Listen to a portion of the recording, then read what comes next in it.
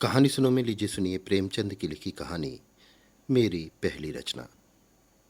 वाचन समीर गोस्वामी का है। उस वक्त मेरी उम्र कोई 13 साल की रही होगी। हिंदी बिल्कुल न जानता था। उर्दू के उपन्यास पढ़ने लिखने का उन्माद था। मौलाना शरर, पंडित रतननाथ सरशार, मिर्ज़ा रुसवा, मौलवी मोहम्मद अली हरदोई निवासी उस वक्त के सर्वप्रिय उपन्यासकार थे।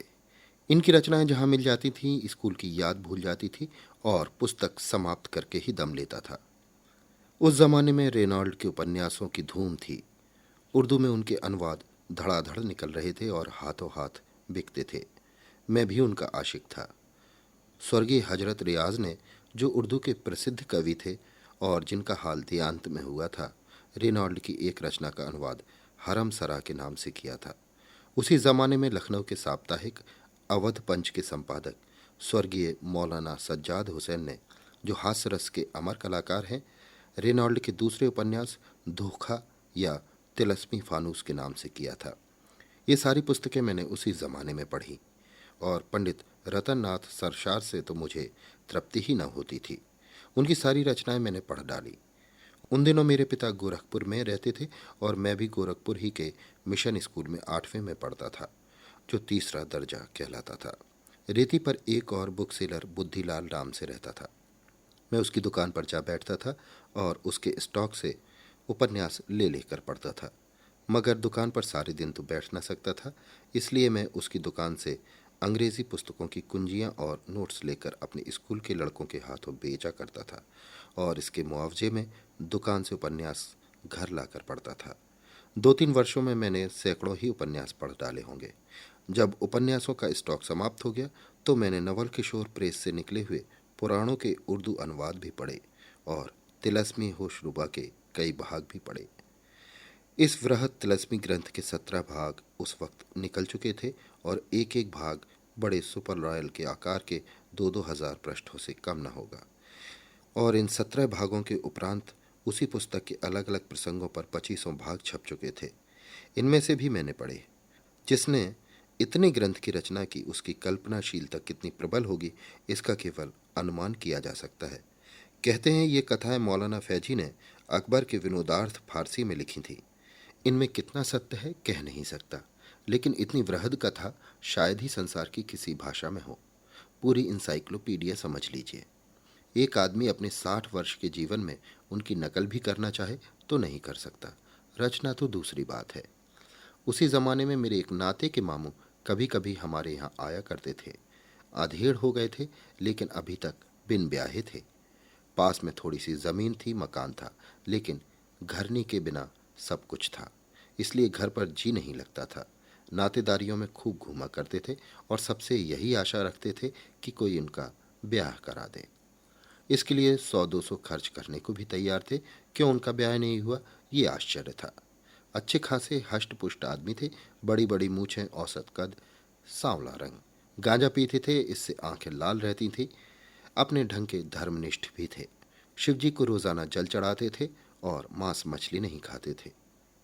आखिर एक बार उन्होंने भी वही किया जो बिन ब्याहे लोग अक्सर किया करते हैं। एक चमारिन के नयन बाणों से घायल हो गए। वो उनके यहाँ गोबर पाथने, बैलों को सानी पानी देने और इसी तरह के दूसरे फुटकर कामों के लिए नौकर थी। जवान थी, छबीली थी और अपने वर्ग की अन्य रमणियों की भांति प्रसन्न मुख और विनोदनी थी। एक समय सखी सुअरी सुंदरी वाली कहावत थी। मामू साहब का त्रसित हृदय मीठे जल की धारा देखते ही फिसल पड़ा। बातों बातों में उससे छेड़छाड़ करने लगे। वो इनके मन का भाव ताड़ गई। ऐसी अलहड़ न थी और नखरे करने लगी। केशों में तेल भी पड़ने लगा, चाहे सरसों का ही क्यों न हो। आंखों में काजल भी चमका, ओठों पर मिस्सी भी आई और काम में ढिलाई भी शुरू हुई।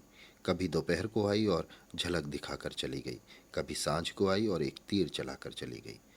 बैलों को सानी पानी मामू साहब खुद दे देते, गोबर दूसरे उठा ले जाते। युवती से बिगड़ती क्यों कर। वहां तो अब प्रेम उदय हो गया था।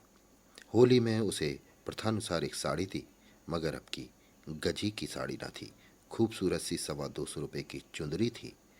होली की त्योहारी भी मामूल से चौगनी दी और ये सिलसिला यहाँ तक बढ़ा कि वो चमारिन ही घर की मालकिन हो गई। एक दिन संध्या समय चमारों ने आपस में पंचायती की। बड़े आदमी हैं तो क्या हुआ करे, किसी की इज्जत लेंगे।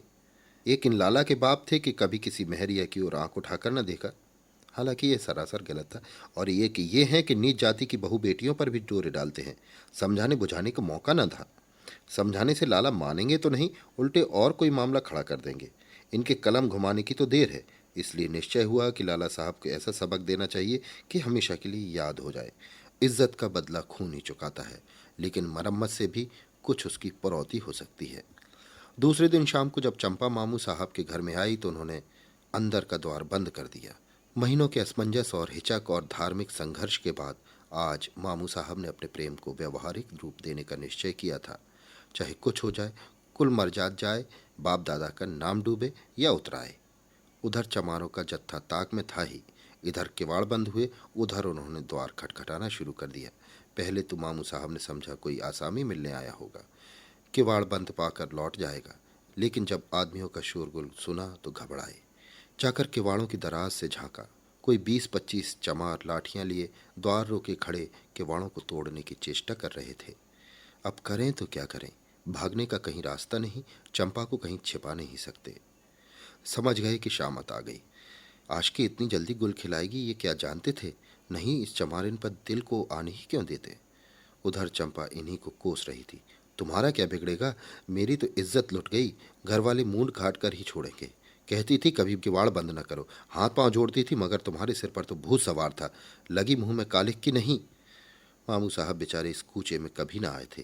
कोई पक्का खिलाड़ी होता तो 100 उपाय निकाल लेता, लेकिन मामू साहब की तो जैसे सिट्टी पिट्टी भूल गई। बरौठे में थर थर कांपते हनुमान चालीसा का पाठ करते हुए खड़े थे। कुछ ना सूझता था। और उधर द्वार पर कोलाहल बढ़ता जा रहा था, यहाँ तक कि सारा गांव जमा हो गया। बामन ठाकुर कायस्थ सभी तमाशा देखने और हाथ की खुजली मिटाने के लिए आ पहुंचे। इससे ज़्यादा मनोरंजन और स्फूर्तिवर्धक तमाशा क्या होगा कि एक मर्द एक और औरत के साथ घर में बंद पाया जाए, फिर वो चाहे कितना ही प्रतिष्ठित और विनम्र क्यों न हो। जनता उसे किसी तरह क्षमा नहीं कर सकती। बढ़ई बुलाया गया, किवाड़ फाड़े गए और मामू साहब भूसे की कोठरी में छिपे हुए मिले। चंपा आंगन में खड़ी रो रही थी। द्वार खुलते ही भागी, कोई उससे नहीं बोला। मामू साहब भागकर कहाँ जाते। जानते थे कि उनके लिए भागने का रास्ता नहीं है। मार खाने के लिए तैयार बैठे थे। मार पड़ने लगी और बेभाव की पड़ने लगी। जिसके हाथ में जो लगा, जूता, छड़ी, छाता, लात, घूसा, सभी अस्त्र चले। यहाँ तक कि मामू साहब बेहोश हो गए और लोगों ने उन्हें मुर्दा समझकर छोड़ दिया। जब इतनी दुर्गति के बाद वो बच भी गए तो गांव में नहीं रह सकते और उनकी ज़मीन पट्टीदारों के हाथ आएगी। इस दुर्घटना की खबर उड़ते उड़ते हमारे यहाँ भी पहुंची। मैंने भी उसका खूब आनंद उठाया। पिटते समय उनकी रूपरेखा कैसी रही होगी, इसकी कल्पना करके मुझे खूब हंसी आई। 1 महीने तक तो वो हल्दी और गुड़ पीते रहे। ज्यों ही चलने फिरने लायक हुए हमारे यहाँ आए। यहाँ अपने गांव वालों पर डाके का इस्तगासा दायर करना चाहते थे। अगर उन्होंने कुछ दीनता दिखाई होती तो शायद मुझे हमदर्दी हो जाती, लेकिन उनका वही दमखम था। मुझे खेलने या उपन्यास पढ़ते देखकर बिगड़ना और रौब जमाना और पिताजी से शिकायत करने की धमकी देना, ये अब मैं क्यों सहने लगा था। अब तो मेरे पास उन्हें नीचा दिखाने के लिए काफ़ी मसाला था। आखिर एक दिन मैंने ये सारी दुर्घटना एक नाटक के रूप में लिख डाली और अपने मित्रों को सुनाई। सबके सब खूब हंसे। मेरा साहस बढ़ा। मैंने उसे साफ साफ लिखकर वो कॉपी मामू साहब के सिरहाने रख दी और स्कूल चला गया। दिल में कुछ डरता भी था और कुछ खुश भी था और कुछ घबराया हुआ भी। सबसे बड़ा कौतूहल ये था कि ड्रामा पढ़कर मामू साहब क्या कहते हैं। स्कूल में जीना लगता था, दिल उधर ही टंगा हुआ था। छुट्टी होते ही घर चला गया, मगर द्वार के समीप आकर पांव रुक गए। भय हुआ कहीं मामू साहब मुझे मार न बैठें। लेकिन इतना जानता था कि एक आध थप्पड़ से ज़्यादा मुझे मार न सकेंगे, क्योंकि मैं मार खाने वाले लड़कों में न था। मगर ये मामला क्या है, मामू साहब चारपाई पर नहीं हैं जहाँ वो नित्य लेटे हुए मिलते थे। क्या घर चले गए। आकर कमरा देखा, वहाँ भी सन्नाटा। मामू साहब के जूते, कपड़े, गठरी सब लापता। अंदर जाकर पूछा, मालूम हुआ मामू साहब किसी ज़रूरी काम से घर चले गए, भोजन तक नहीं किया। मैंने बाहर आकर सारा कमरा छान मारा, मगर मेरा ड्रामा, मेरी वो पहली रचना कहीं न मिली। मालूम नहीं मामू साहब ने उसे चिराग अली को सुपुर्द कर दिया या अपने साथ स्वर्ग ले गए।